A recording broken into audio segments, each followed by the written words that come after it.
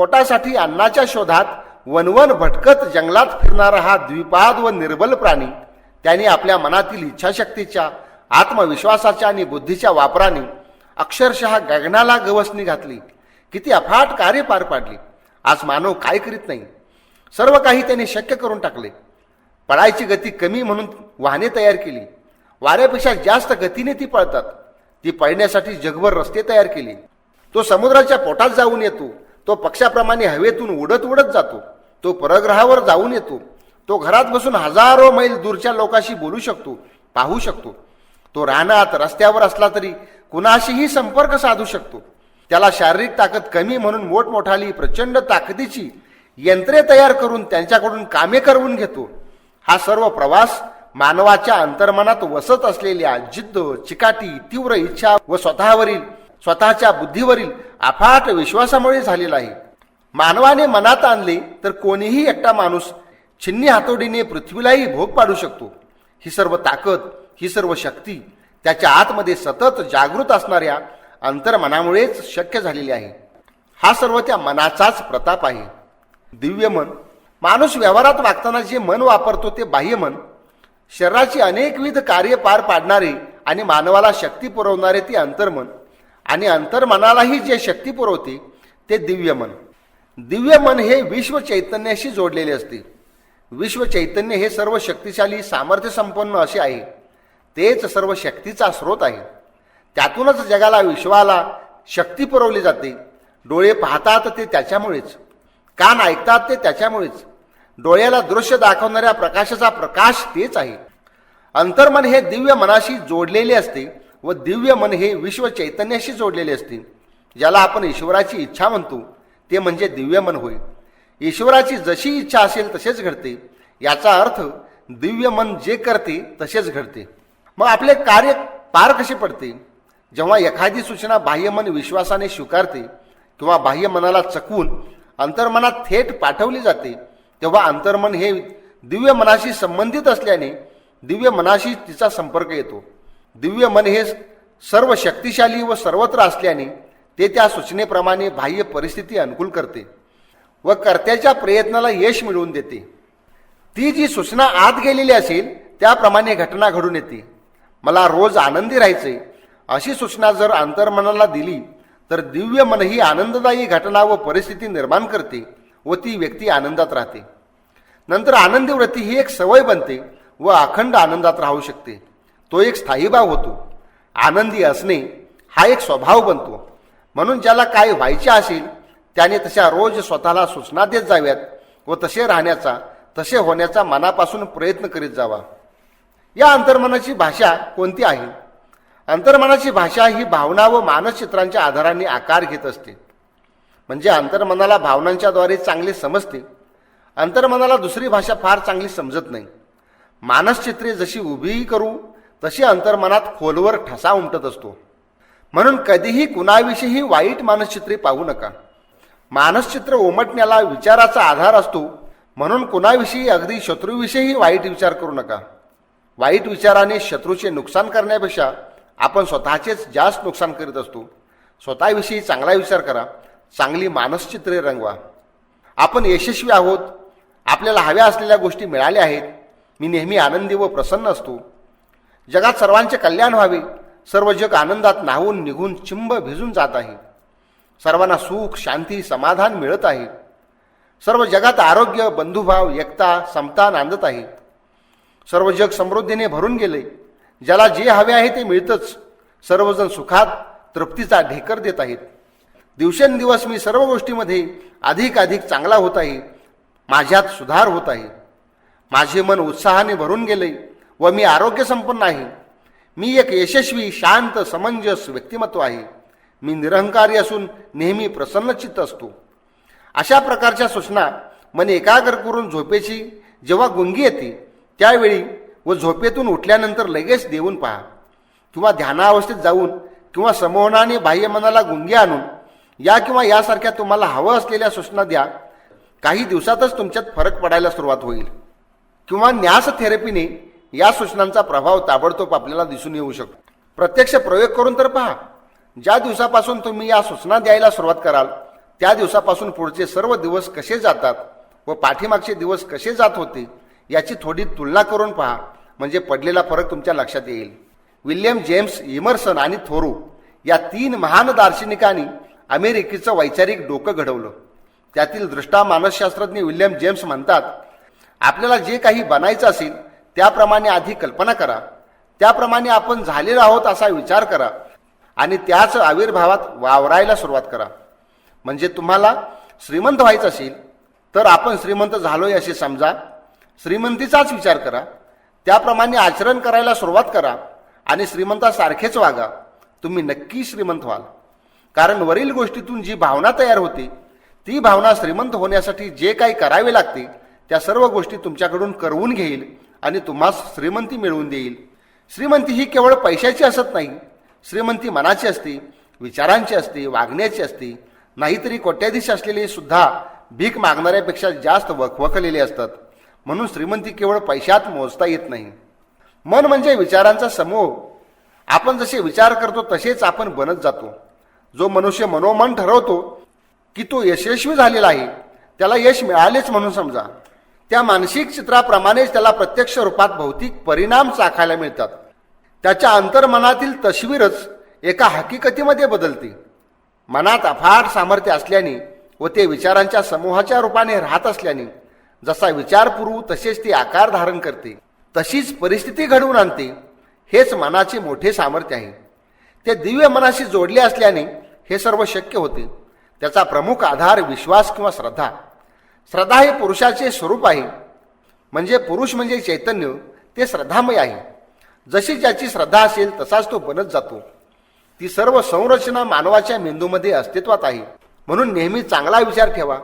नेहमी असे म्हणत राहा, सर्व गोष्टी चांगल्याच बनत आहेत, जीवन फार सुंदर आहे, मी सुखी, शांत, समाधानी व समृद्ध राहण्याचा पर्याय स्वीकारित आहे. तुम्ही खरोखर सुखी होऊन जाल. या जगात चांगल्या तऱ्हेने जगण्यासाठी लहान बालकाप्रमाणे साफ, निर्मल अंतकरण व स्वच्छ, चांगल्या विचारांना भरलेलं मस्तक या गोष्टी हव्या असतात. सुखी माणूस म्हणून जगण्यासाठी आत्मा साफ असला पाहिजे. लोक आपल्या दुःखाची स्वतःहून निर्मिती करतात. सामाजिक परिस्थिती कशीही असली तरी ती स्वतःसाठी कशी घ्यायची हे सर्वस्वी स्वतःवरच अवलंबून असते. म्हणून सुख हे आपल्याच विचारावर अवलंबून आहे आणि दुःख ही आपल्याच विचारांवर अवलंबून आहे. आपण जितकं सुखी असायला हवं तितकं सुखी असत नाही. आपण आपल्या मनात दुःखी विचार घालत असतो. नकारात्मक दृष्टिकोन आणि चुकीचे विचार हेच बहुतांशी दुःखाला कारणीभूत होत असतात. दुःखी विचारांच्या मनात दुःखाचा अंधार दाटलेला असतो, तर आनंदी विचारांच्या मनात आनंदाचा झरा झुळझुळ वाहत असतो. तुम्ही काय निवडणार? जे निवडाल ते तुम्हाला निश्चितपणाने मिळेल. हेलन केलर ही आंधळी, मुकी आणि बहिरी होती. तिने जगाला एक सुंदर संदेश दिलाय. ती म्हणते, तुमची दृष्टी नेहमी प्रकाशाच्या दिशेने असू द्या, म्हणजे तुम्हाला अंधार कधीच दिसणार नाही. तुमच्या जीवनात असलेला अंधार घालवण्यासाठी नेहमी प्रकाशाकडे पहा. प्रकाशाच्या दिशेने वाटचाल करा. प्रकाशात्री व्हा. तुमचे जीवन प्रकाशाने उजळून निघेल. सकाळी उठल्या उठल्या स्वतःलाच म्हणा, आज काही जबरदस्त चांगल्या गोष्टी माझ्या हातून होणार आहेत. तसेच हेही म्हणा, मी दिवसेंदिवस सर्व प्रकारे अधिकाधिक चांगला बनत चाललो आहे. Today is a great day. हे उठल्या उठल्या सकाळी म्हणा आणि दिवसाचा चमत्कार पहा. मन हा एक महासागर आहे. मन हे असीम सामर्थ्याचा महासागर आहे. त्या महासागरात सर्व काही आहे. तुम्ही त्यातून काय घेता त्यावरून तुमचे जीवन अवलंबून आहे. मनाकडून कार्य करून घेण्यासाठी तुम्ही त्याला काय देता, म्हणजे कोणते विचार पुरवता, याच्यावरच तुम्हाला काय मिळणार हे ठरणार आहे. त्या महासागरात जर सद्विचारांचे बीज पेरली तर चांगली फळे मिळतील व कटू विचारांची बीजे पेरली तर कटू फळे मिळतील. त्या महासागरात भावनांचे मासे वळवळ करीत असतात. घृणा, मत्सर, तिरस्कार, क्रोधाचे साप फुतकारत असतात. सुसरी वावरतात. भीतीच्या बेडक्या असतात. दंभाचे बगळे काठावर बसलेले असतात. अहंकाराचे खेकडे फिरत असतात. त्याच महासागरात खोल तळाशी सद्विचारांचे मोती असतात. पोवळे असतात. प्रेमाचा ओलावा असतो. सद्भावनांच्या लाटा असतात. नम्रतेची मर्यादा असते. अभयाची विशालता असते. धीर गंभीरता असते. अफाट खोली असते. भव्य विशालता असते. पूर्वी देव दानवानी समुद्र मंथन करून 14 रत्ने बाहेर काढली. त्यात हलाहल म्हणजे विषयही होते. ते पचवण्यासाठी शिव व्हावे लागते. हे शिवत्व ही मनच मिळवून देते. हे शिवत्व येते सद्विचार, सदाचार, सद्भावना यांच्याद्वारे. तेही मनाच्याच सामर्थ्यातून प्राप्त होते. आपण काय घ्यायचे, काय व्हायचे हे सर्वस्वी आपल्यावरच अवलंबून आहे. या मनाच्या महासागरात अमर्याद शक्ती एकवटलेली आहे. तिचा आपण कौशल्याने जर उपयोग करून घेतला तर काहीही अशक्य नाही. विल्यम जेम्स म्हणतात, संपूर्ण जगाला हलवण्याचे सामर्थ्य आपल्या अंतर्मनातच आहे. विज्ञान आणि अंतर्मन. मानव हाही निसर्गाचाच एक अविभाज्य भाग आहे. याच मानवाने निसर्गाचे नियम शोधून चमत्कार सदृश नवनवी आविष्कार जन्माला घातले आहेत. या निसर्गाचे नियम शोधण्यात व आविष्कारात अंतर्मनाचा वाटा फार मोठा आहे. मानव व मानवी मेंदू हा निसर्गाचा एक घटक आहे. या मानवी मेंदूनेच निसर्ग नियम शोधून काढले. शोध लावले म्हणजे नेमके काय झाले, तर मानव हाही निसर्गाचाच घटक असल्याने निसर्गाने स्वतः पुढेच स्वतःचे प्रकटीकरण केले, स्वतःला अभिव्यक्त केले, मॅनिफेस्टेशन केले. मानव आणि निसर्ग असे हे द्वैत नाही, तर मानव हाही निसर्गाचाच एक घटक. त्याच्या अंतर्मनाद्वारे निसर्गाने स्वतःला प्रकट केले. निसर्गाने स्वतःच केलेले प्रकटीकरण म्हणजे हे विज्ञानातील शोध होत. या अंतर्मनामुळेच हे शक्य झालेले आहे. कारण हे अंतर्मनच दिव्य मनाशी जोडलेले असून त्याचा विश्व चैतन्याशी संबंध येतो. विश्व चैतन्य अंतर्मनाच्या द्वारे स्वतःला अभिव्यक्त करीत असते. विज्ञान म्हणजे दुसरे तिसरे काही नसून बाह्य मनाला जे निसर्गाचे गूढ वाटत होते ते अंतर्मनाने उकलून दाखवलेले उत्तर आहे. ज्या दिशेने व ज्या पद्धतीने माणूस विचार करतो त्या पद्धतीचे त्याला उत्तर मिळते. म्हणून विज्ञानातही कोणतेच उत्तर कधीच अंतिम नसते. आजचा सिद्धांत उद्या बदलू शकतो, कारण त्याच घटनेविषयी वेगळ्या तऱ्हेने विचार प्रक्रिया सुरू होऊ शकते, सुरू होते. निसर्गात व अंतर्मनातही अनंत शक्यता अस्तित्वात आहेत. त्यातील काही शक्यतांचा आविष्कार म्हणजे विज्ञान होय. आमच्या या विचाराने विज्ञान बाधित होत नसून अंतर्मनाची शक्ती अधोरेखित केली आहे. अंतर्मन आणि बाह्य परिस्थिती. काही माणसे मनापासून प्रयत्न करतात, यशस्वी होण्यासाठी धडपडतात, रात्रंदिवस कष्ट करतात, पण हवे ते यश पदरात पडत नाही. याचे कारण बाह्य परिस्थिती प्रतिकूल असते, ती सर्वस्वी आपल्या हातात नसते असे सांगितले जाते. यात जेव्हा भरपूर प्रयत्न करूनही यश मिळत नाही तेव्हा निश्चितपणे त्या प्रयत्नाच्या दिशेचे, प्रयत्न करणाऱ्याच्या समजाचे, आकलनाचे व विचाराचे विश्लेषण करावे लागेल. त्याच्या विश्वासाचे, त्याच्या श्रद्धेचे विश्लेषण करावे लागेल. यातच कुठेतरी अपयशाचे कारण सापडेल. आज तुम्ही कोणत्याही परिस्थितीत असा, परिस्थिती कितीही खालावलेली असू द्या, अगदी कोसळण्याच्या टोकाला येऊन ठेपलेली असू द्या, तरी डगमगू नका. त्याही परिस्थितीतून धीराने मार्ग निघू शकतो. नेहमी ध्यानात ठेवा, कधीही सर्वच रस्ते, सर्वच मार्ग संपलेले नसतात व सर्व शक्यता मावळलेल्या नसतात. अगदी शेवटच्या टोकालाही एक शक्यता, एक तरी मार्ग शिल्लक असतोच. या गोष्टीवर अतूट विश्वास ठेवा. नेहमी सकारात्मक दृष्टिकोन व सकारात्मक विचार जवळ बाळगा. त्या अवघड दमछाक करणाऱ्या परिस्थितीशी तोंड देत उभे राहा आणि अंतर्मनाच्या अफाट शक्तीचे सहाय्य घ्या. जादूची कांडी फिरवल्याप्रमाणे तुमच्या परिस्थितीत फरक पडेल. अंतर्मनाचे सहाय्य घेण्यासाठी सफल झालो आहे अशी कल्पनाचित्रे रंगवा, त्यामुळे तुम्ही खचणार नाही. दुर्दम्य आशावाद वाढीस लागेल. मनाला विश्वासाने आस्थापूर्वक सूचना द्या, त्या थेट अंतर्मनात घालवा. अंतर्मनात कार्य सफल करण्याची प्रक्रिया सुरू होईल. एक ज्येष्ठ शास्त्रज्ञ डॉक्टर वसंतराव गवारीकर आपल्या एका लेखात म्हणतात, एखादं स्वप्न जेव्हा तुम्ही मनोमन रमवता तेव्हा केव्हा तरी तुमच्या आयुष्यात ते साकार होण्याची प्रक्रिया चालू होते. तुमची यशाची कल्पना एकदा का अंतर्मनात गेली की अंतर्मन कार्य सुरू करते. अंतर्मनाचा दिव्य मनाशी संपर्क आल्याने व दिव्य मन विश्वव्यापी असल्याने ज्याला आपण बाह्य परिस्थिती म्हणतो, ती दिव्य मनाला बाह्य परिस्थिती असत नाही, तीही त्याच्या अंकितच असते. म्हणून प्रतिकूल असणारी परिस्थिती हळूहळू अनुकूल बनत जाते आणि कार्य सफल होते. बाह्य परिस्थिती प्रतिकूल आहे म्हणून कधीच खचून न जाता अंतर्मनाचे सहाय्य घेऊन कार्य पार पाडा. यश तुम्हाला निश्चितच मिळेल. जर सर्वांनीच चांगला मार्ग स्वीकारला तर जगात कोणी दुःखी कष्टी राहणार नाही. दारिद्र्य कोणाला स्पर्श करणार नाही. चांगली कार्य करणारा, सदाचारी असणारा मनुष्य, सत्कृत्य करणारा कधीच अधोगतीच जात नाही. तुमच्या विश्वासाला कधी तडा जाणार नाही. तुमच्या आयुष्यात केवळ चांगलेच होताना दिसेल. हे जग सुंदर आहे, हे जग सुंदर आहे, जीवन सुंदर आहे, ते जगा, त्याच्यावर प्रेम करा. तुमचे जीवनही आनंदाने भरून जाईल.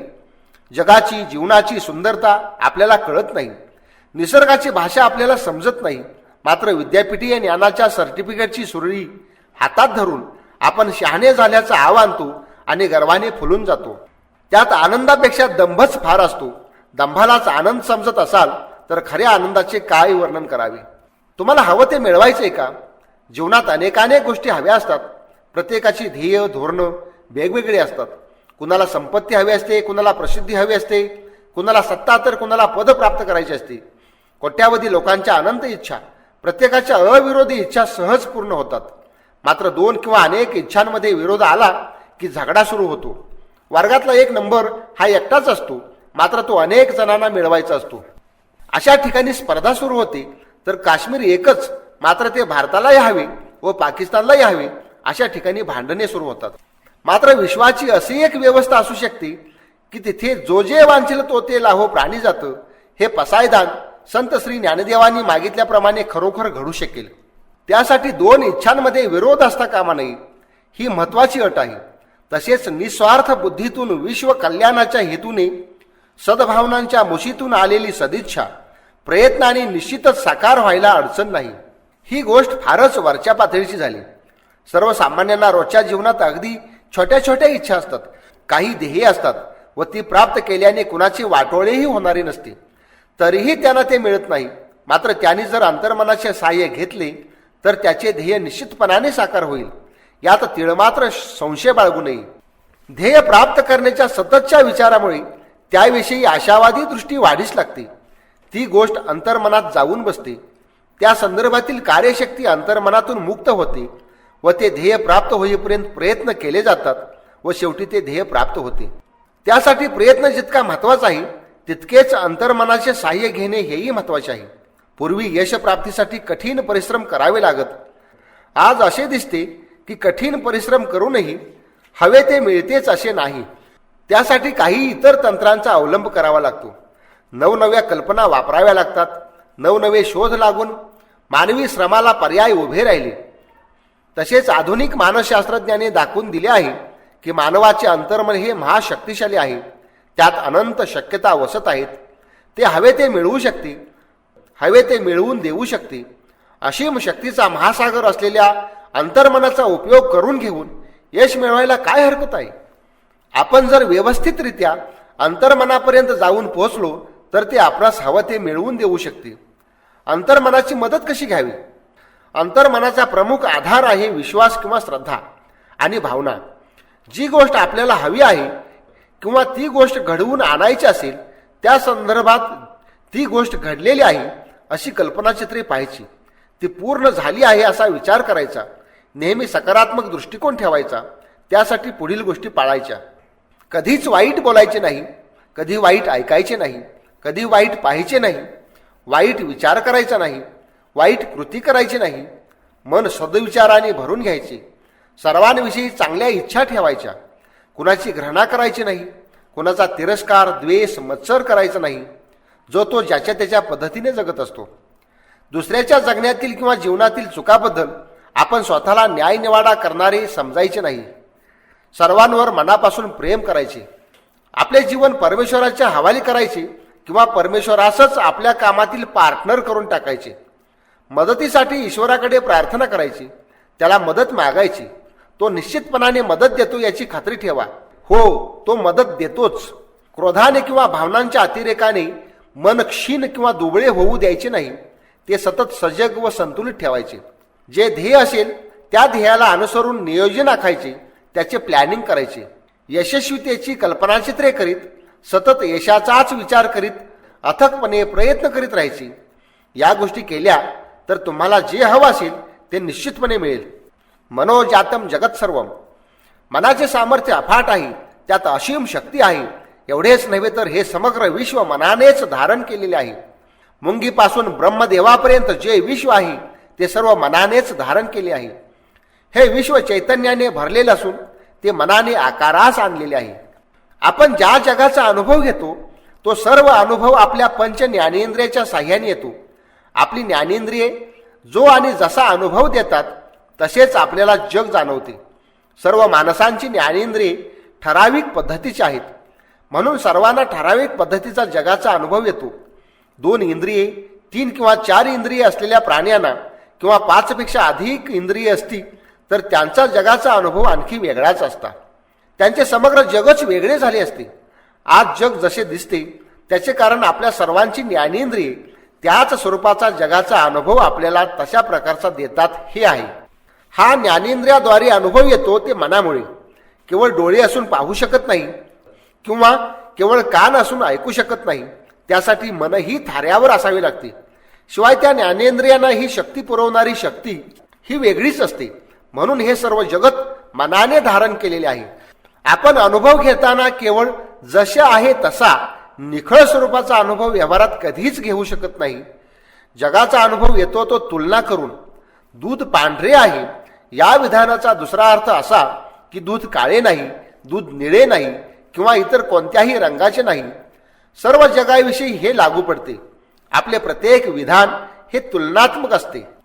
एकाची दुसऱ्याशी तुलना होऊनच बोलणे शक्य होते. ही माझी आई आहे या विधानाचा दुसरा अर्थ ती माझी बहीण नाही किंवा पत्नी नाही, पती नाही, वडील नाही असे प्रत्येक विधानाच्या बाबतीत म्हणता येते. जगाविषयी कोणतेही विधान बोलताना तुलना होते. परस्पर संबंधाचा आकार दिला जातो. हा जो आकार दिला जातो तो मनामुळे. म्हणून संबंध जगाचा आकार मनानेच धारण केलेला आहे. मन नसेल तर जगाविषयी बोलणेच अशक्य आहे. जगाचा निखळ ते जसे आहे तसे अशा प्रकारचा अनुभव येऊ लागला तर तो साक्षात परमेश्वराचा अनुभव असतो आणि तो अनुभव शुद्ध आनंददायी असतो. तो अनुभव घेण्यासाठी मनाचे भेदन करून शुद्ध जाणीवेपाशी जावे लागते. मात्र व्यवहारात वागताना चांगले जीवन जगण्यासाठी मनुष्याला मन म्हणजे शक्तीचा व अमृताचा महासागर मिळालेला आहे. त्या अमृताच्या महासागरातील काही अमृत घेऊन जीवनाच्या वृक्षाला घातले तर जीवनाचा वृक्ष बहारदार, टवटवीत व सतेज होऊन सुफलानी लगडून जातो. आणि हा शक्तीचा व अमृताचा महासागर सर्वांच्या जवळ आहे, तो सर्वांच्या आतच आहे. संत तुकाराम महाराज म्हणतात त्याप्रमाणे मन हेच एक महान दैवत असून त्याची उपासना केली तर ते आपल्याला प्रसन्न होऊन काय हवे ते मिळवून देते. त्या मनाचे साह्य घेऊन स्वतःचे जीवन भाग्यशाली बनवणे हे आपल्याच हाती आहे. मनानेच नशीब तयार होत असते. मनानेच भाग्य घडवता येते आणि हे भाग्य घडवणं तुमच्याच हातात आहे. म्हणून तुम्ही तुमचं भाग्य घडवू शकता.